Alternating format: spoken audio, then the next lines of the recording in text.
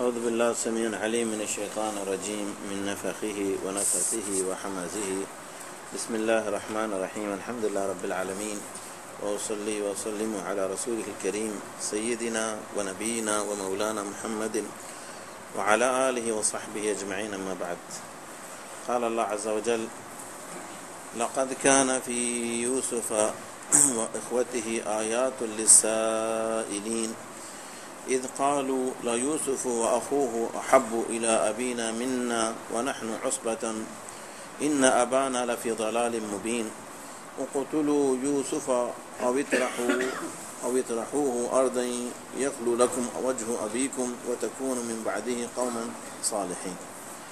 قال قائل منهم لا تقتلوا يوسف وألقوه في غيابة الجب يلتقطه بعض السيارة إن كنتم فاعلين. اللہ سے دعا ہے اللہ اپنے کلام پاک پر اور تدبر کی توفیق دے. اللہ نے جو یہاں فرمان و نصیحت فرمائے ہیں اللہ ہمیں ان سے نصیحت لینے والوں میں بنائے. یہ حضرت یوسف علیہ السلام کی قوم کے بارے میں، یوسف علیہ السلام اور ان کے بھائیوں کے بارے میں ہم پڑھ رہے تھے. بلا شبہ ان آیتوں میں بڑی عبرت اور نصیحت ہے. پھر ان کا ترجمہ سماعت فرما لیں. اللہ تعالیٰ فرماتا ہے: لقد کان فی یوسف و اخوته آیات للسائلین. ہاں یقیناً تمہارے لیے یوسف علیہ السلام اور اس کے بھائیوں کی معاملات میں سوال کرنے والوں کے لیے نصیحت ہے، عبرت ہے. اذ قالوا لیوسف و اخوه احب الی ابینا منا ونحن عصبہ. جب وہ آپس میں بھائی ایک دوسرے سے کہنے لگے کہ یوسف اور اس کا بھائی ہم ان کے والد جو ہے یوسف اور اس کے بھائی کو ہم سے زیادہ محبت کرتے ہیں، ہم سے زیادہ اس سے توجہ دیتے ہیں. وَنَحْنُ عُصْبَةٌ، اگرچہ ہم بڑے طاقتور ہیں، ہم اس کے کام آنے والے ہیں.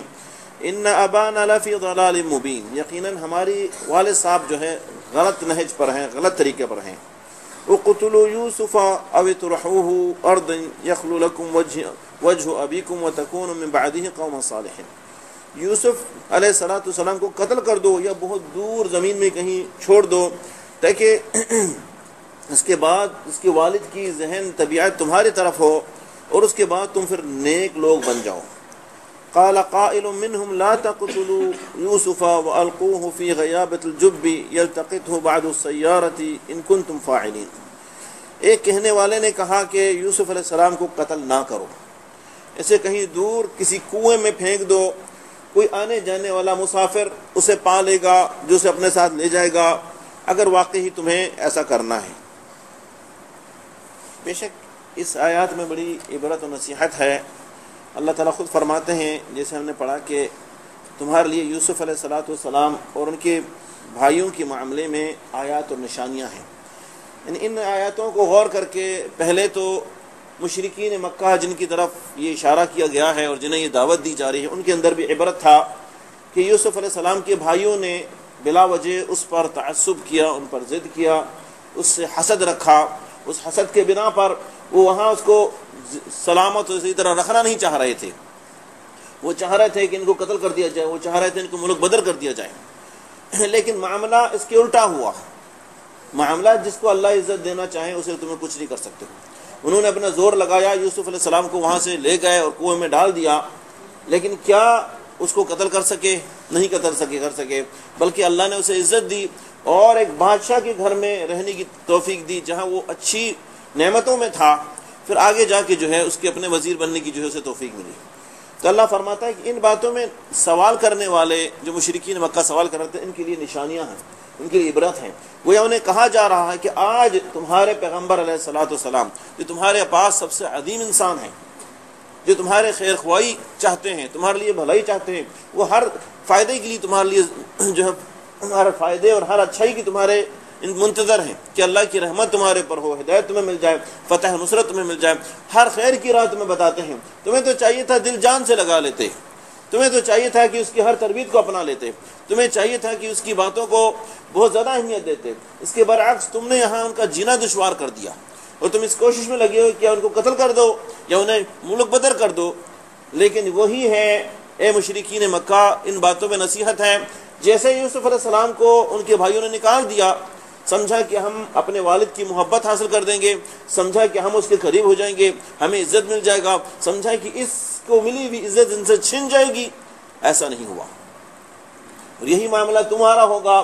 تم بھی نبی صلی اللہ علیہ وسلم کو، اپنے قوم والوں کو نکالنے کی کوشش کر رہے ہو، شاید تم نکال دو گے، وہ نکل جائیں گے، لیکن وہاں اللہ اور عزت سے انہیں رکھیں گے اور انہیں برکت عطا فرمائیں، ان کے اس دین کو غالب کر دیں گے، ان کے دین کو آگے پھیلائیں گے۔ تمہارے اوپر اللہ نے شرف کیا کہ تمہارے اندر نبی صلی اللہ علیہ وسلم کو پیدا فرمایا، تمہارے لیے ایک بہت عظیم عزت کا مقام تھا، تم فوراً اسے نہ اپنا لیتے، اس رحمت کو اللہ کی، اس ہدایت کو اللہ کی، اس انعام کو اللہ کی اپنا لیتے، تم نے اپنے آپ کو اس سے محروم کر دیا، یہ سمجھ کے کہ یہ ہمارے اندر سے نکل جائے گا تو ہم عزت ہمیں پائیں گے۔ عزت نہیں، تم اور ذلیل ہوئے، آخر جو ہے مسلمانوں کے ہاتھوں ہلاک ہو گئے۔ اللہ ہمیں غور کرنے کی توفیق عطا فرمائے۔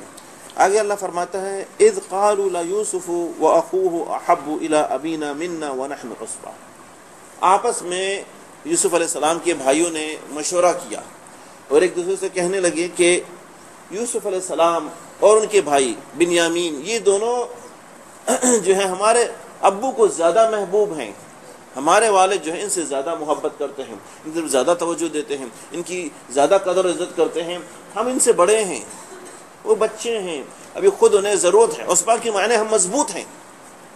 ان کا اشارہ تھا اس طرف کہ ہم ان کے کام آ سکتے ہیں، ہم جوان ہیں، ہم ان کی عزت ہیں، ہم دوسری جگہ ان کی مدد کر سکتے ہیں، گھریلو معاملے میں، ہر چیز معاملے میں، یہ تو بچے ہیں ابھی، لیکن ان سے والد صاحب ان کی باتوں توجہ دیتے ہیں، ان سے محبت کرتے ہیں، ان سے معاملات کرتے ہیں۔ یہاں ایک دو بات میں کہتے ہوئے جاؤں جو بڑی عبرت کی بات ہے، ہمارے اسلام نے اس چیز میں بڑی سخت تلقین کی ہے اور ترغیب دی ہے کہ حسد کرنا اسلام کے اندر حرام ہے۔ حسد کبیرہ گناہوں میں سے ہے کہ حسد انسانوں کو کبھی تباہ و برباد کر دیتی ہے۔ ان بھائیوں کی آپس میں ایسی دشمنی نہیں تھی، چھوٹے بھائی بڑے بھائی سے کوئی عداوت نہیں تھی، کوئی اور دنیاوی یا مالی یا کوئی چیز کی عداوت نہیں تھی، انسان ایک اچھے گھرانے کی طرح رہ رہے تھے، لیکن اتنی بات آگے بڑھ گئی، یہ حسد نے ان کو اتنا کھا لیا، اتنی آگے بڑھ گئی کہ اپنے بھائی کو قتل کرنے پر آمادہ ہو گئے، اپنے بھائی کو قتل کرنے کے، چھوٹا بھائی تھا۔ فطرت یہ ہوتی ہے کہ بڑے بھائیوں کو چھوٹے بھائیوں سے محبت ہوتی ہے، چھوٹا ہے اس سے محبت ہوتی ہے، اس سے کھیلتے ہیں۔ بچہ جو ہوتا ہے گھر میں وہ ماں باپ کا بلکہ بڑے بھائیوں کا کھلونا ہوتا ہے۔ ہم دیکھیں ایک بہت سیریس انسان ہوتا ہے، بڑی سیریسلی بات کرتا ہے، کبھی مذاق نہیں کرتا، وہ بھی بچے کو دیکھ کے وہ بھی کھلونے کی طرح کھیلنے لگ جاتا ہے۔ بعض ایسے لوگوں کو میں نے دیکھا ہے کہ دوسروں سے بات کرتے ہیں تو ایسے سیریس سے بات کرتے ہیں کہ لوگ بولتے ہیں کہ یار اس سے بالکل ادب سے بات کرو، بالکل طریقے سے بات کرو، یہ بڑا سیریس آدمی ہے، لیکن بچوں کے سامنے اس طرح کھیلنے لگ جاتے ہیں کہ آدمی بولتے ہیں کبھی میں نے نہیں دیکھا آپ کو کہ بچوں کے ساتھ اس طرح کھیلیں، اس طرح مذاق کریں، اس طرح جو ہے دل لگی کریں۔ آپ کو تو لگتا تھا کہ آپ یہ چیز جانتے ہی نہیں ہیں، آپ محبت اور مذاق یہ جانتے ہی نہیں ہیں، اتنے ہر وقت آپ سیریس رہتے تھے۔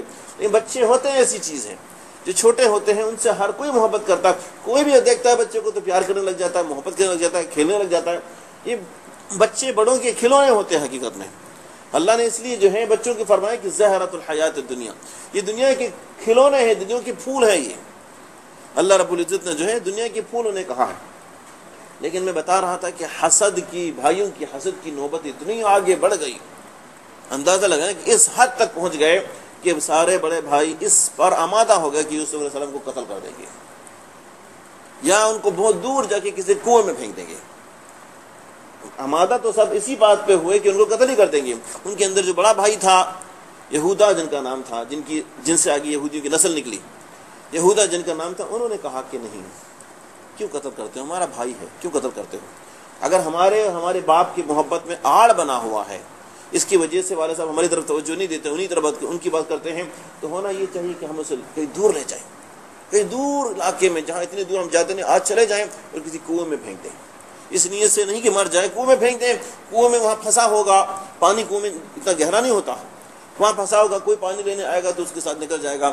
اس زمانے میں انسان بکتے تھے، غلام بکتے تھے، لوگ آ کے بیچ دیتے تھے، لوگوں نے خریدتے، اس سے خدمت لیتے، اس سے کام لیتے، ہم بھی اسے بیچ دیں گے۔ یوسف علیہ السلام بہت حسین اور بہت خوبصورت تھے، جن کا واقعہ انشاءاللہ آئندہ تفسیر کے ساتھ آئے گا۔ اس نیت پر جو ہے آمادہ ہوئے۔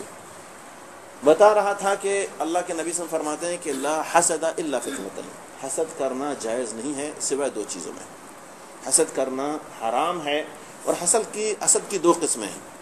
ایک قسم حسد کی یہ ہے کہ کسی کی نعمت کو دیکھ کر اس سے جلنا، اس پہ جلنا، یار یہ اتنا کما رہا ہے، یہ اتنے اس کے گاڑی ہیں، اتنا اس کا گھر عظیم ہے، اتنے اسے پیسے مل رہے ہیں، اتنا سے وہ ہے، اتنے اس کے بچے ہو گئے. کسی چیز کو دیکھ کے اندر سے تڑپنا، یہ تو حرام اور کبیرہ گناہوں میں سے ہے. مسلمان کو کسی انسان کی، چاہے مسلمان یا غیر مسلمان کی، اس کے اوپر نعمت دیکھے تو اس کو دعا دے، اللہ تجھے برکت دے. کسی کو دیکھ کر اس سے حسد کرنا، کسی کو نیکی پہ برکت کو دیکھ کے اس کو روکنا. کہتے ہیں کہ چلتے ہوئے کو روکنے والا خود بھی رک جاتا ہے. اگر تمہارا بھائی جا رہا، آگے بڑھ رہا ہے، تو کیوں اسے روکتے؟ اس کو جانا ہے تو تم بھی اس کے پیچھے جاؤ. وہ جہاں جائے گا، اگر تم پیچھے رہو تم بھی کچھ پا لو گے، تم بھی آگے بڑھ جاؤ گے. اس کو روک دو گے حسد سے تو تم تھوڑی آگے جا رہے ہو، تم بھی تو کھڑے ہو، تمہاری برکت بھی چھن جائے گی، تم بھی آگے خیر سے محروم ہو جاؤ گے. تم ایسے نہ کرو، بلکہ اپنے بھائی کو اور آگے کرو، دھکا دو، جاؤ بھائی جلدی جاؤ، میں بھی تمہارے پیچھے پیچھے آ رہا ہوں، جاؤ اچھی، اللہ تمہیں برکت دے، اس کو دعائیں دے. جب انسان کسی کے لیے خیر کی دعا کرتا ہے، اللہ کا ایک فرشتہ اس کے سر پر مقرر ہو کے کہتا ہے اللہ اس کی دعا کو قبول فرما اور اسے بھی برکت دے. یہ اپنے بھائی کو دعا دے رہا ہے کہ آج یہ کل الحمدللہ سائیکل اس کے پاس نہیں تھا، آج گاڑی کا مالک بن گیا ہے، اللہ سے اور مزید دے. فرشتہ کہے گا یا اللہ اس کے بھائی نے اس کے لیے دعا کی کہ اس کے پاس سائیکل نہیں تھا، گاڑی ہوا، اللہ برکت دے، اللہ اسے بھی برکت دے، یعنی اسے بھی گاڑی سے نواز، اسے بھی نعمت. کو فرشتے دعا کرتے ہیں جن کی دعا مستجاب ہوتی ہے، جن کی دعا اللہ کے بعد مستجاب ہوتی ہے. انسان اپنے بھائی کے لیے ہمیشہ برکت ہی کا سوچے. اسی طرح خاص طور پر اولادوں میں یہ معاملہ ہوتا ہے. اللہ کے نبی صلی اللہ علیہ وسلم ایک دن سفر سے آئے، آپ صلی اللہ علیہ وسلم آئے تو جب غزوے سے آ رہے تھے تو صحابہ کرام سارے آ رہے تھے. گھر میں خبر پہنچ گئی کہ صحابہ کرام جو ہے اپنے اپنے گھر میں پہنچ گئے ہیں، جہاز سے واپس آئے ہیں. تو عورتیں بھی گھر کے اندر انتظار کر رہی تھیں اپنے آپ کو تیار کر کے. بچے بھی، کوئی کہہ رہا ہے میرا ابو آ رہا ہے، کوئی کہہ رہا ہے میرا بھائی آ رہا ہے، کوئی کہہ رہا ہے میرا ماموں آ رہا ہے، کوئی میرا چاچو آ رہا ہے. ہر کوئی، خاص طور پر ماں باپ کی خبر سنتے تو سارے بھاگے ہوئے آ رہے ہیں. اس جگہ پہ پہنچنے سے پہلے بچے بھاگے ہوئے آ رہے ہیں. نبی صلی اللہ علیہ وسلم کے نواسے بھی بھاگے ہوئے آ رہے ہیں. آپ صلی اللہ علیہ وسلم نے جو ہے ان کو سینے سے لگا لیا، آپ نے ان کو بوسہ دیا، ایک بچے کو دوسرے بچے کو بوسہ دیا. ایک نواسا بھگا ہوا آ رہا تھا، اس کی ناک سے گندگی نکل رہی ہے، اس کا چہرہ گرد غبار سے بھرا، آپ نے اس کو لیا، کپڑے سے چہرہ پونچھ لیا اور اس کو بوسہ دیا. اور سارے صحابہ ایسے ہی کرنے لگے، یہ بھی وہ بھی وہ بھی وہ بھی. ہر کسی کو دیکھنا نبی کی سنت بھی زندہ ہو رہی ہے، ہمارے آنکھوں کے سامنے نبی کی سنت ہے، ہم بھی ایسا کریں. ایک ثواب بھی تھا. صحابوں میں اپنے عمل سے زیادہ سنت کی زیادہ رغبت تھی. اگر اللہ کے نبی سے اس پر بچوں کو بوسہ نہ دیتے تو کوئی صحابہ نہ دیتا. سب نے دیکھا کہ پیار کر رہے ہیں ہمارے نبی صلی اللہ علیہ وسلم، ہمیں سبق دے رہے ہیں، ہمیں سکھا رہے ہیں. ہر کسی نے اپنے بچوں کو لیا، اس سے پیار کیا. ہر کسی نے اپنے بچوں کے لیے اس سے پیار کیا.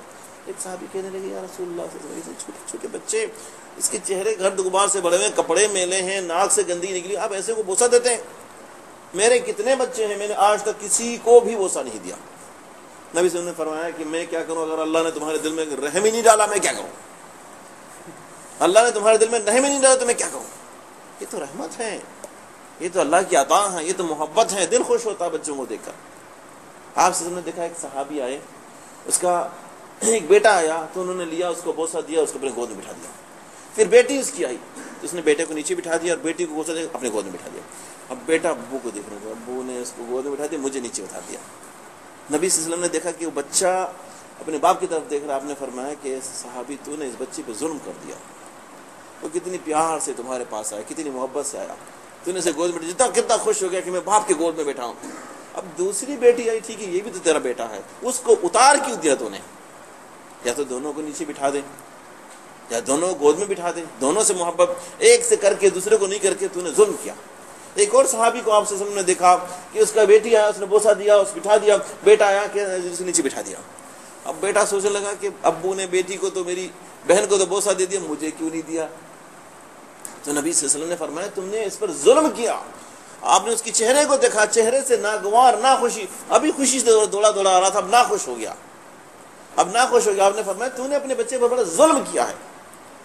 اتنی چھوٹی سی معاملات میں شریعت نے کہا کہ یہ ظلم کیا ہے. لوگ بہت سارے ایسے ہیں اپنی اولادوں سے، اس کو دولت سے دیتے ہیں، اس کو ہر چیز دیتے ہیں، اس کے لیے ہر چیز، دوسرے بیٹوں کو نہیں دیتے ہیں. ان کے دل میں وہ صبر تو کرتے ہیں، دل کے اندر ایک تڑپ ہوتی ہے، ایک نفرت پیدا ہوتی ہے کہ یہ میرا بھائی جو ہے یہ میرے باپ سے محبت کو کم کر رہا ہے، یہ میرے باپ کے دل میں نفرت پیدا کر رہا ہے۔ وہ اپنے باپ سے تو کچھ نہیں کہہ سکتا لیکن اس سے جلتا ہے۔ ایسی نوبت آتی ہے، ایسے بعض لوگ کہ وہ بھائیوں سے جدا ہوتے ہیں، آخر تک نفرت ہوتے ہیں کہ تم جاؤ، تم نے میرے باپ کو بگاڑا۔ بھائی بھائیوں میں نفرت ہوتا ہے، بھائی بھائیوں میں جھگڑا ہوتا ہے۔ اس چیز میں بہت صبر کرنا چاہیے اور سب میں جو ہے حقوق دینے چاہیے۔ اولادوں کے علاوہ بیویوں کے بارے میں بھی نبی صلی اللہ علیہ وسلم نے صحیح مسلم کی حدیث میں آپ نے فرمایا کہ جس کو اللہ نے 2 بیویاں دی، اکثر ایسا ہوتا ہی ہے آج کے وقت میں کہ کم ہے ایسے جو بیوی کے حقوق کو ادا کریں۔ اگرچہ اللہ تعالیٰ نے قرآن پاک میں فرمایا کہ وَلَن تَسْتَطِيعُوا أَن تَعْدِلُوا بَيْنَ النِّسَاءِ وَلَوْ حَرَصْتُمْ، تم ہرگز ایسا نہیں کر سکتے کہ 2 بیویوں کے درمیان میں پورا برابری کرو اگرچہ تم جتنے چاہو۔ پھر اللہ نے فرمایا فَلَا تَمِيلُوا كُلَّ الْمَيْلِ فَتَذَرُوهَا كَالْمُعَلَّقَةِ، ایک کی طرف پوری توجہ نہ دو کہ دوسروں کو بالکل ایسے لڑکا ہوا چھوڑ دو، ایسا نہ کرو۔ محبت اس کے بارے میں سوال ہوگا۔ آپ نے فرمایا کہ جس کی 2 بیویاں ہوں یا 2 سے زیادہ بیویاں ہوں، ایک کو حق دے رہا ہے، محبت کر رہا ہے، سب کچھ کر رہا ہے، دوسرے کو نہیں دے رہا ہے، یہ کل قیامت کے دن جب اٹھے گا تو اس کا آدھا جسم فالج ہوگا۔ سوچیں، تصور کریں کہ آدھا جسم جو فالج ہے محشر کے میدان میں اٹھے گا، وہ کیسے جائے گا؟ وہاں بتایا جائے گا کہ آدھا تمہارا جسم یعنی تمہاری ایک بیوی کے اوپر تم نے زیادتی کی، وہ فالج ہے آج، وہ عذاب کی شکل میں ہوگا۔ پھر کل آئندہ اللہ کے دربار میں اس کو کھڑا بھی ہونا ہے جواب دینے کے لیے، اللہ کے دربار میں اس کو کھڑا ہونا ہے جواب دینے کے لیے۔ اس لیے انسان جو اس معاملے میں، حقوق کے معاملے میں بہت خیال رکھے۔ بہت ایسے لوگ ہیں آج بھی اس معاشرے میں، بہت لوگوں کے بارے میں سنے ہیں، عورتیں آج کل ہر چیز برداشت کرتی ہیں، یہ برداشت ان سے نہیں ہوتا کہ ہمارے شوہر دوسری شادی کریں، ہمارے شوہر دوسری شادی کریں۔ یہ تو ان کے لیے وہ کہیں گے پہلے مجھے چھوڑ دو، مجھے طلاق دے دو، یا مجھے مار ڈالو پھر دوسری کو گھر میں لاؤ۔ ایک چھوٹا سا واقعہ میں نے کیسے میں سنا تھا، اس کے اندر تھوڑی نصیحت ہے، یعنی بات کو سمجھانے کے لیے۔ وہ عالم دین اپنی بات میں کہتے ہیں کہ عورت کے لیے سب سے مشکل کام یہی ہے، یا سب سے زیادہ اس سے تکلیف اسی بات سے ہوتی ہے کہ میرا شوہر کسی اور کی طرف جائے۔ وہ اس بات کو برداشت کبھی نہیں کرتا۔ اللہ نہ کرے اس مرد کے اندر اگر اتنی برائی ہو کہ وہ جا کے بے حیاں باہر جا کے گندی فلمیں دیکھ کے آتا ہے، گندی حرکتیں کر کے جاتا ہے، کچھ بھی کر کے جاتا ہے، عورت سمجھائے گی اسے لیکن برداشت کرے گی، اتنی تکلیف نہیں ہوگی۔ جب اسے پتہ چلا کہ یہ میرا شوہر کسی اور کے پیچھے گیا ہے، اس سے شادی کرنا چاہ رہا ہے یا کچھ کرنا چاہ رہا ہے، وہ اس کی برداشت سے باہر ہو جائے گی، وہ اسے نہیں برداشت کرتی کبھی بھی۔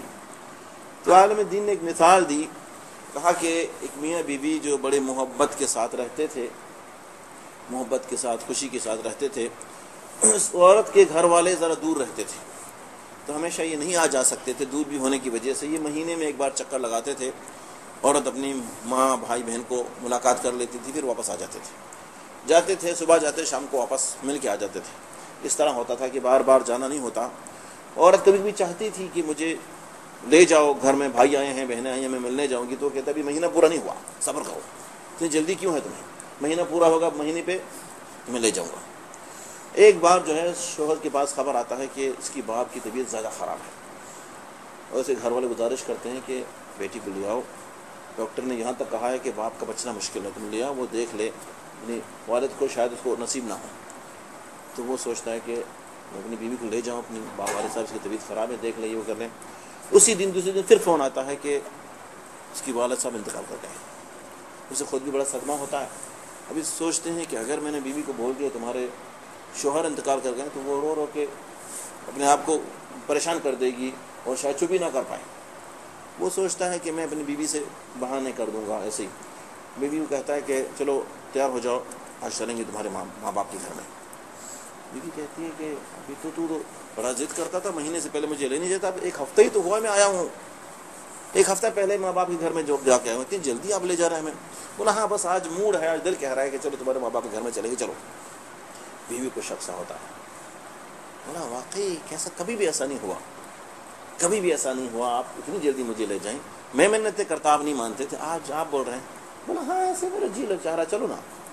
وہ تیار تو ہو جاتی ہے، گاڑی میں بیٹھتی، دیکھتی ہے میرا شوہر بڑا سیریس ہے، ایک پریشان نما ہے، وہ سوچتی ہے کوئی اور بات ہے۔ بولا بتائیے نا کیا بات ہے، کیوں مجھے لے رہے ہیں وہاں گھر میں، کیوں لے جائیں؟ بولا ایسے ہی بتائیے نا کوئی بات ہے آپ چھپا رہے ہیں. اب وہ مرد سوچتا ہے کہ یہ بیوی پیچھے پڑی ہوئی ہے, بیٹھ جاؤ, چھپ کر کے بیٹھ جاؤ, میں تمہیں لے جاؤں, ملتے ہیں بعد میں, آ جاتے ہیں, کیا بات ہے, وہاں تم 1-2 دن بیٹھ لو, کیا ہو جائے گا. جب یہ شوہر یہ بھی کہتے ہیں 1-2 دن رہ لو وہاں, پھر اسے اور شک ہوتا ہے, بات کیا ہے, نہیں آپ ضرور بتائیں, آپ ضرور بتائیں. شوہر کے ذہن میں کوئی اور بات نہیں آتا. شوہر کہتا ہے دیکھو میرا سر نہ کھاؤ, اصل میں نے دوسری شادی کر لی ہے, میں چاہتا ہوں کہ تھوڑے دن اکیلے اپنے دوسری بیوی کے پاس رہوں, اس کے پاس تمہارے ساتھ رہوں. عورت چیخ ہوتی نا, یہ کیا کر دے, یہ ظلم نہیں, ایسا نہیں ہو سکتا, یہ میں نہیں جاؤں گی, کون کس کی مثال میرے گھر میں آئے, کبھی نہیں آنے دوں گی, میں اس کو ذبح کر دوں گی, میں اسے مار ڈالوں گی, یا خود مر جاؤں گی, اس کو مار ڈالوں گی. وہ کہتی دیکھو ابھی کچھ نہ بولو, ابھی چلنے دو. بولا نہیں جاؤں گی, میں نہیں جاؤں گی. اس کی اسٹیئرنگ کو پکڑ لیتا ہے, کہتا دیکھو گاڑی ایکسیڈنٹ ہو جائے گا, کہیں لگ جائے گا, ایکسیڈنٹ ہو جائے گا, میں بھی مر جاؤں گی, تم بھی مر جاؤ گی, چھوڑو اس عورت کو, نہیں جائے. جتنا شوہر سمجھاتا سمجھتی نہیں, جتنا شوہر سمجھاتا بار بار اس کے ہاتھ کو اٹھاتی ہے, پھر وہ ضد کرتی, بولتا نہیں ایسا نہیں, میں نے تو زبان سے ایسے ہی بول دیا, میں نے کوئی شادی نہیں کی, کوئی نہیں. بولا نہیں آپ جھوٹ بولتے ہیں, آپ نے کوئی بات کی, میں تو شروع سے دیکھ رہا تھا, آپ کا رنگ ہی بدلا ہوا تھا شروع سے, آپ نے کبھی مجھے مہینے سے پہلے نہیں لے گئے, آج 1 ہفتے میں مجھے لے جا رہا ہے. نہیں. بولا کوئی بات نہیں, اللہ کی قسم میں نے کوئی شادی نہیں کی. بولا نہیں, اب کوئی بات نہیں مان رہے اس کی, جو بھی بولا. شوہر اس کو سمجھاتے جا رہے, گاڑی ڈرائیونگ کرتے جا رہے ہیں, جاتے پھر اس کے گھر کے پاس پہنچ گئے. بولا بس اب چھوڑو ان باتوں کو, کوئی نہیں, چلو خیر چلو آؤ چلتے ہیں. بولا نہیں اللہ کی قسم میں نہیں جاؤں گی. بولا کوئی ایسی بات نہیں ہے. بولا میں نہیں جاؤں گی, یہیں مر جاؤں گی, نہیں جاؤں گی. بولا دیکھو اصل بات یہ ہے, تمہارے والد صاحب انتقال کر رہے ہیں, میں نہیں بتا سکتا تھا, تم پریشان ہو جاؤ گی, رو گی, یہ مسئلہ ہے, آؤ تم مل لو پھر چلیں گے. بولا نہیں آپ جھوٹ بول رہے ہیں. بولا میں نہیں جھوٹ بول رہا ہوں, یہ تمہارے ماں کا گھر آ گیا ہے, ماں باپ گھر آ گیا, چل آ کے دیکھ لو. بولا نہیں مجھے نہیں جانا. بولے تمہارے باپ کا انتقال ہوا ہے. بولا انتقال ہوا تو میں کیا کروں, انا للہ و انا الیہ راجعون, خلاص میں نے پڑھ لیا, چلو. بولا پر باپ کا انتقال, بولا بس میں نے پڑھ لیا, انا للہ, میں کیا کروں, میں نے زندہ کر دوں گی, میں کیا کر دوں گی. یعنی دیکھیں ایک شوہر کا یہ ڈر ہے کہ شاید کوئی دوسری بیوی اس کے گھر میں بیٹھی ہوئی ہے, وہ باپ کو انتقال ہو گیا, اس کو دیکھنے کو تیار نہیں ہے. گھر کے پاس پہنچی ہے, کہتی بس میں نے بول دیا انا للہ و انا الیہ راجعون, چلو واپس. ایسے ہی عورت جو ہے یہ برداشت نہیں کرتی کہ کوئی اور عورت اس کے اندر آئے. لیکن بعض لوگ شادی کر لیتے ہیں, الگ سے کر لیتے ہیں, یہ حلال ہے, حرام نہیں ہے. میں اس موضوع پہ نہیں جانا چاہ رہا ہوں, لیکن بتا رہا ہوں کہ بعض لوگ کیا کرتے ہیں, جب پہلی بیوی ہے, اس کے پاس کئی ٹائم گزارا ہے, وہ شاید چہرے کے رنگ صورت بھی اس کو ذرا کم ہو گیا, بوڑھی ہونے لگ گئی, جو ہے وہ جوانوں کی طرح اس طرح محبت پہلے کرتی تھی ویسے نہیں. اب یہ دوسرا شوہر جب دوسرا بیوی لے لیتا ہے تو اس کی توجہ, اس کی محبت, اس کی لگن, اس کی ساری اس کی طرف ہوتا ہے. اب اس بیوی کی خبر نہیں لیتی, بیوی بیمار ہے, میں کیا کروں, پیسے خرچ چاہیے, میرے پاس نہیں ہے, یہ ہر چیز جو ہے اس کو ستاتا ہے اور اس کو دیتا ہے. یہ بہت بڑا ظلم ہے, بہت بڑا ظلم ہے. ایسے چیزوں کے بارے میں اللہ کے دربار میں ضرور پوچھی جائیں گی. یعنی اللہ نے قرآن پاک میں فرمایا کہ تم بیویوں میں برابری نہیں کر سکتے. اللہ کے نبی صلی اللہ علیہ وسلم نے اللہ سے دعا کی, کہا یا اللہ میں اپنی بیویوں کو ہر چیز میں برابری حقوق دینے کی کوشش کرتا ہوں, لیکن دل کا معاملہ ہے, یعنی دل سے کسی کی اچھائی انسان کو سما جاتی ہے, کسی کی اچھی عادت ہوتی ہے عورتوں میں, وہ اپنے شوہر سے زیادہ محبت کرنے والی ہے, زیادہ اطاعت کرنے والی ہے, زیادہ اپنے شوہر کی باتوں میں رہنے والی تھی, خود بخود دل سے محبت زیادہ ہوتا ہے, اس کے اوپر لگن زیادہ ہوتا ہے. اب دل کو میں کیسے کنٹرول کروں؟ وہ اس آیت کی تفسیر میں ہے کہ یہ محبت جو اللہ نے فرمایا تم برابری نہیں کر سکتے, اس سے مراد دل ہی کا ہے, جو تمہارے کنٹرول سے باہر ہے, اس پر تمہیں اللہ کی طرف سے پکڑا نہیں جائے گا. لیکن تم ایک بیوی کو ایک چیز دو گی, دوسرے کو ایک دو گے, دوسرے کو نہیں دو گے, تو یہ اس پر ضرور تمہیں پوچھا جائے گا, اس کے اندر ضرور پوچھا جائے گا. یہاں یوسف علیہ السلام کے بھائیوں میں بھی ایسا ہی حسد تھا. اب سوال یہ پیدا ہوتا ہے کہ کیا یعقوب علیہ السلام اللہ کے نبی اور اللہ کے پیغمبر ہوں کہ وہ اس طرح کی حسد اس طرح کی ذاتی کر سکتے ہیں؟ نہیں. کیا وجہ تھی کہ یوسف علیہ السلام کے اوپر یا اس کے بھائی کے اوپر ان کی توجہ زیادہ تھی؟ ایک ذہنی بات ہے, باقی حقوق وہ سب کو دیتے تھے. کیا وجہ تھی؟ پہلی بات تو یہ ہے کہ یوسف علیہ السلام ایک چھوٹے سے تھے, بچے تھے, اور اس کے بھائی تو بالکل چھوٹے تھے, دونوں چھوٹے تھے.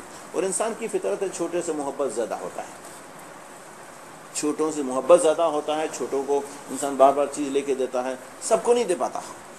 بعض چیزیں بچوں کے لیے ان کا کھانا الگ ہوتا ہے, ان کی چیزیں الگ ہوتی ہیں، انہیں بار بسکٹ لے کے دیا جاتا ہے، دوسری چیز لے کی جاتی ہے۔ بڑے بیٹے سوچتے ہیں کہ بچے کے لیے روز بسکٹ مل رہا ہے، اس کے لیے الگ دودھ آ رہا ہے، اس کا یہ آ رہا ہے، ہمیں نہیں۔ اب تم بچے تھے تو تمہیں سب کچھ مل رہا تھا، تم جب اس حیثیت میں تھے یہ چیز ساری چیزیں تمہیں دی جا رہی تھیں، وہ وقت تمہیں یاد نہیں ہے۔ اب چھوٹے کو دیا جا رہا تھا، تم سوچتے ہو کہ اس کو ہر چیز دی، بار بار اس کے لیے چیز لا رہا، لولی پاپ لایا جا رہا، دوسری چیز لایا جا رہا، ہمیں نہیں ہے۔ ہر تھوڑے دنوں میں جو ہے بچے کے لیے کپڑے لینے پڑتے ہیں کہ چھوٹا بچہ زیادہ کپڑوں کو خراب کرتا ہے، وہ چھوٹا بچہ جلدی سے پلتا ہے اور جلدی پلنے کی وجہ سے اس کے کپڑے ٹائٹ ہو جاتے ہیں۔ بڑا تو ایک ایج میں آ جائے تو دھیرے دھیرے بڑھتا ہے، لیکن چھوٹا جو ہے جلدی سے پلتا ہے۔ آج اپنے کپڑے لے لیے، 2 مہینے 3 مہینے کے بعد وہ ٹائٹ ہے، ٹھیک ہے، تھوڑے بڑے لینے پڑیں گے۔ پھر ٹھنڈی کی موسم آئی، بڑوں کی نسبت چھوٹی کی زیادہ فکر ہوتی ہے، چھوٹا جلدی بیمار ہو جائے گا، چھوٹا برداشت نہیں کر سکے گا، ان کی لباس زیادہ ہوں گی۔ ایسا ہی معاملہ ان کے ساتھ۔ ایک تو یہ تھا کہ وہ یوسف علیہ السلام نیک طبیعت تھے، اپنے ماں باپ کے بہت فرما بردار تھے اور نیکی اور اچھائی سے محبت کرنے والے تھے۔ ایک نبی جب اپنی اولادوں میں کسی کو دیکھیں گے کہ وہ ادبدار ہیں، وہ اخلاق والے ہیں، وہ دین والے ہیں، وہ نیکی کو پسند کرنے والے ہیں، وہ ماں باپ کی اطاعت کرنے والے ہیں، خود بخود اس سے محبت ہوگی۔ یہ نہیں کہ اس کو وہ چیز دیتے تھے دوسروں کو نہیں دیتے تھے، ایک محبت، ایک رجحان، ایک طبیعت اس کے لیے زیادہ بڑھتا ہے۔ پھر ان کی والدہ اس کے دوسرے بیٹے کو پیدا کرتے ہی انتقال کر گئی۔ اب جو بچے بغیر ماں کے ہیں ضرور باپ کی توجہ اس کے اوپر زیادہ ہوتا ہے کہ ان کو ماں کی محبت نہیں مل رہی ہے، دوسرے ماں ہے لیکن یہ ان کے لیے سوتلا ہی ماں ہے، وہ اس کو اس طبیعت سے نہیں دے، وہ اپنے ماں کو وہ بچے اس سے محبت کرتے تھے، یہ دل میں سوچتے ہیں کہ ہماری ماں ہوتی، تو فطرتاً یہ ایسا ہوتا ہے کہ باپ اس کی طرف توجہ زیادہ دیتا ہے، وہ محبت، وہ پیار جو ماں دینے والی تھی وہ باپ دیتا ہے۔ جب باپ دیتا ہے تو دوسرے سوچتے ہیں کہ باپ نے اس کو دیا، ہمیں نہیں دیا، تمہیں تمہاری ماں کی طرف سے مل رہا ہے اور اس کا ماں نہیں ہے، اس کی طرف سے مل رہا ہے۔ ایسا ہی کچھ معاملہ تھا، اسی طرح کا ایک نیک طبیعت۔ خود اس واقعے میں یوسف علیہ السلام کے بھائیوں کے بارے میں کہ ان کی طبیعت کیسے تھی، ان کا حسد اتنا بڑھ گیا تھا کہ اپنے بھائی کو قتل کے اوپر آئے، ان کے اعمال کیسے اندازہ لگایا جا سکتا ہے۔ اور یوسف علیہ السلام ان کی طبیعت کیسے تھی، وہ اپنے باپ کے لیے بھی تھے، اور آئندہ بھی ان کی قصہ، ان کی سٹوری بتائے گا جو ہم آئندہ پڑھیں گے کہ وہ ایک نیک انسان اور دیندار انسان، اللہ سے دین کی محبت کرنے والے۔ آخر میں اسی وجہ سے اللہ نے انہیں چنا، خاص طور پر یہ خواب جو انہوں نے اپنے باپ کو سنایا، اس خواب سے بھی معلوم تھا کہ اللہ ہی انہیں چننے والے ہیں، اپنے نبی بنائیں گے، خوابوں کی تعبیر سکھائیں گے، چیزوں کا علم سکھائیں گے۔ اس سے معلوم ہے کہ وہ نیک اور یعنی اللہ کا بھی محبوب بندہ ہے، جس وجہ سے باقی بھائیوں کو کیوں نہیں ملا، انہیں کیوں ملا؟ اللہ تو پرکھتے ہیں، چنتے ہیں، اختیار کرتے ہیں، بہترین چیز کو اختیار کرتے ہیں، تو بے شک وہ بہتر انسان تھے۔ ایسی چیزیں فطرتاً ہوتی ہیں، لیکن یہ فطرتاً انسان کو چاہیے کہ آپس میں نصیحت کرنا، دوسروں کو سمجھانا اور نیکی کی طرف مائل کرنا۔ ایک ویڈیو تھا میرے پاس چھوٹا سا، بہت پہلے کسی بچے نے مجھے دی، لڑکے نے دی، وہ تو کسی اور انداز سے تھا، وہ قرآن کی ترغیب کے لیے تھا۔ ایک باپ کی ایک نشید، ایک نظم نما گا رہے تھے، نظم میں جو ہے پہلے لوگوں کو قرآن کی سیکھنے، قرآن کی تعلیم سیکھنے، قرآن حفظ کرنے کی ترغیب تھی۔ پھر ایک باپ کی ایک اسٹوری سنما سنا ہے، میں ایک بات کہہ رہا ہوں، باپ کی ایک اسٹوری نما سنا ہے کہ باپ جو ہے اپنے بچوں کو ترغیب دیتا ہے اسکول سے بھیج کے کہ بیٹا میری خواہش ہے کہ تم لوگ قرآن حفظ کرو، تھوڑی محنت کرو، تھوڑا پڑھو، یہ کرو وہ۔ دونوں بچوں کو، 2 لڑکے ہیں، دونوں بچوں کو لا کے ایک تحفیظ میں داخل کرتے ہیں۔ چھوٹا لڑکا ہوتا ہے وہ توجہ دیتا ہے، وہ بڑے شوق سے پڑھتا ہے، وہ ذہن سے پڑھتا ہے، وہ وہاں سبق لیتا ہے، گھر میں بھی آتا ہے پڑھتا ہے، اپنے باپ سے پوچھتا ہے ابو مجھے حفظ کراؤ، یہ دیکھو میرا حفظ ہے یا نہیں ہے، روز باپ کو سناتا ہے، باپ کا دل خوش ہوتا ہے کہ دیکھو میرا بیٹا روز ترقی کر رہا ہے، روز حفظ کر رہا ہے، روز آگے بڑھ رہا ہے۔ دوسرا بیٹا جو بڑا ہوتا ہے وہ وہاں کھیل کود میں لگ جاتا ہے، وہ جا رہا ہے تو کبھی بھاگتا ہے ادھر، کبھی بھاگتا ہے ادھر، کبھی استاد کی طرف نہیں آتا، کبھی استاد کے ہاتھ میں ڈنڈے کھاتا ہے، گھر میں آ کے بھی اس کو موڑا ہوتا ہے، ابو کہے بولتے مجھے یاد نہیں ہے، ابو صبر تو کرتے ہیں، اسے ترغیب دیتے ہیں لیکن سختی نہیں کرتے، لیکن دیکھتے ہیں کہ یہ بیٹا کچھ بھی نہیں کر رہا ہے۔ اس بیٹے کو 2 پارے 4 پارے حفظ ہو گئے، اسے کچھ بھی نہیں ہوا، اس کو تھوڑا سا ہوا، کچھ نہیں ہوا۔ فطرت سے باپ کے دل میں بچے کی چھوٹے کی محبت ہوتی ہے، بچہ باپ اس کو گود میں بٹھاتا ہے، اپنے پاس بٹھاتا ہے، اس کو شاباشی دیتا ہے، اسے بوسہ دیتا ہے، اس کو نہیں دیتا، اس کو کہتا ہے کہ بیٹا تم بھی کرو کچھ۔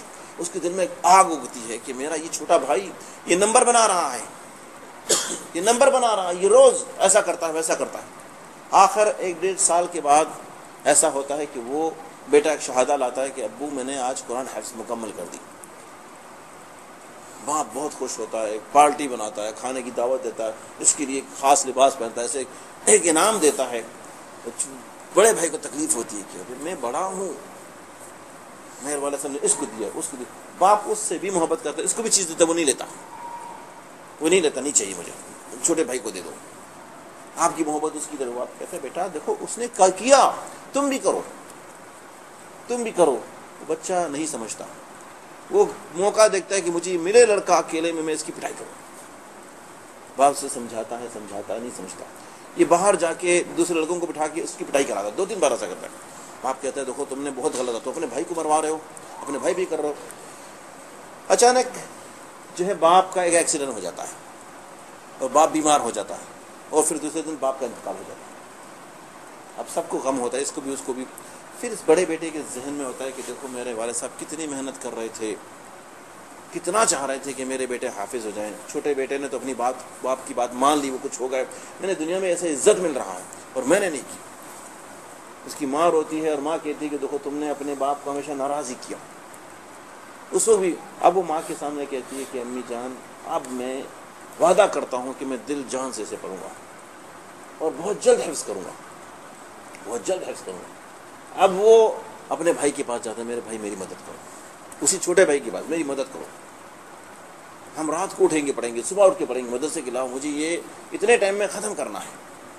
بھائی بہت خوش ہوتا ہے، اس کے سر کو بوسہ دیتا ہے، تم میرے بڑے بھائی ہو، میرے باپ کی طرح ہو، تم میرے باپ کے مقصد کو زندہ کر رہے ہو، میں تمہاری جو مدد کر سکتا ہوں کروں گا۔ پھر تھوڑے ٹائم کے بعد دکھاتا ہے کہ وہ بھی حفظ پورا کر لیتا ہے، گھر میں آتا ہے، ماں کو شہادہ دکھاتا ہے، ماں خوشی سے رونے لگ جاتی ہے، بہت خوش ہوتی ہے۔ پھر ماں بھی پارٹی کرتی ہے، لیکن چھوٹی سی پارٹی کرتی ہے، اس کے پاس نہیں۔ وہ بیٹا کہتا ہے کہ امی جان اصل یہ پارٹی یہ چھوٹے بیٹے کے لیے ہونی چاہیے، میرے لیے نہیں۔ کہا نہیں، اس نے جب کیا تھا بولا نہیں، اس نے مجھے حفظ کروایا، اس کی محنت تھی، میرا ناکارہ نکما پن تھا کہ میں نے ایسے کیا۔ یعنی بعد میں اسے احساس ہوا۔ آج بھی ایسا ہوتا ہے کہ گھر کے اندر 2 بھائیوں میں ہمیشہ جھگڑا ہوتا ہے، ایسی کوئی نہ کوئی بات کی وجہ سے، کوئی نہ کوئی حسد کی وجہ سے جھگڑا ہوتا ہے، اور بعض بات دور جانے کے بعد، دل ہونے جانے کے بعد سمجھتے ہیں، بس دیری کے بعد سمجھتے ہیں۔ لیکن اسلام ہمیں کہتا ہے کہ انسان بہت کوشش کرے اولادوں کے معاملے میں، بھائی کو بھائی کی دشمن نہ بناؤ، بہن کو بہن کی دشمن نہ بناؤ، آپس میں ایک دوسرے سے نفرت نہ کراؤ، اولاد کے حقوق اچھی طرح دلاؤ، انہیں زیادہ محبت کرو۔ میں یہاں سے پاکستان گیا ہوا تھا، معاف کرنا بات بھی لمبی ہو گئی۔ ایک گھر میں جو ہے میں کچھ ٹائم کے لیے پڑھا رہا تھا، تو اس کے 2 بچے تھے۔ باپ نے آ کے پہلے ہی کہا کہ یہ نالائق بچہ ہے، یہ پڑھتا نہیں ہے، اس کو جو بھی کرو استاد نہیں سنتا، یہ ہے وہ ہے۔ وہ چھوٹا لڑکا تھا، وہ لڑکا زیادہ سے زیادہ 6 سال کا تھا۔ بولا یہ بڑا لڑکا یہ ہم نے کر رہا ہے۔ میں نے کہا نہیں، یہ اچھا بچہ ہی ہے۔ میں نے سمجھا، میں نے اس کو لیا، اس اپنے گود میں بٹھایا، اس کو بوسہ دیا، یہ کر دیا۔ وہ اصل میں پہلے ہی وہ کہتے ہیں کہ میرا موڈ ہی نہیں تھا پڑھنے کا۔ میں نے اس کو بوسہ دیا، نہیں بہت اچھا، میں نے ہاتھ میں 5 کا نوٹ بھی دے دیا پاکستانی، ہاتھ میں رکھا۔ میں بولا نہیں آپ دیکھیں انشاءاللہ ابھی تھوڑی دیر میں آپ کو سبق سنائیں گے آپ کو۔ بولا یہ نالائق ہے، یہ ایسا ہے، روز میں نے پہلے فلاں قاری صاحب کو رکھا، فلاں قاری صاحب کو رکھا، یہ پڑھتا ہی نہیں، سب کو بیزار کر دیا اس نے۔ میں بولا نہیں آپ دیکھیں انشاءاللہ آپ کو سنائیں گے۔ میں اس کے پاس لایا، اس کو بوسہ بھی دیا، بٹھایا ساتھ میں۔ دوسرا لڑکا آگے تھا، وہ بھی دیکھ رہا ہے، میں اس کے ہاتھ میں 5 روپے بھی دیا، وہ خوشی جیب میں ڈال دیا، خوشی وہ مجھے 5 روپے مل گیا۔ میں بیٹے آؤ دیکھو تمہارے ابو کتنے دن سے ناراض ہے، دیکھو جاؤ یاد کرو۔ اس نے بڑے سے پہلے جو حفظ کر لیا، اپنا سبق یاد کر لیا۔ پھر باپ کے پاس گیا، دیکھو بولا آج کیسے تم نے یاد کر لیا؟ بولا آپ کے بیٹے نے یاد کر لیا، آپ خوش ہو جائیں، آپ اسے تانا کیوں دے رہے ہیں؟ بولا اچھا۔ پھر اس نے بھی بولا، وہ اسے دیا، یہ کیا وہ کیا۔ دوسرے دن پھر آیا، پھر میں نے اس کے ہاتھ میں دیا، پھر میں نے باپ کو بولا ایسا کیا۔ بولا کوئی بات نہیں، 5 روپے کی ضرورت ہے، 5 نہیں میں 10 دوں گا، آپ انہیں اپنے ہاتھ میں دے دیں، اگر اس طریقے سے سمجھے گا۔ بولا پیار سے ہی سمجھانا پڑے گا، آپ ڈانٹ کے سمجھائے گے تو سمجھے گا نہیں۔ بہرحال اللہ ہم سب کو توفیق دے، اولادوں کے معاملے میں اس چیز کو اچھی طرح خیال کیجیے۔ انشاءاللہ تعالیٰ ان کی تفسیر ہم آئندہ کریں گے۔ اللہ اپنے کلام پاک پر غور تدبر کی توفیق دے، اس سے نفع لینے کی توفیق دے، جو ہم سنتے ہیں پڑھتے ہیں ان پہ عمل کرنے والا بنائے۔ اللہم آمین۔ سبحان ربک رب العزت عما یصفون وسلام علی المرسلین والحمد للہ رب العالمین۔ جزاک اللہ خیر۔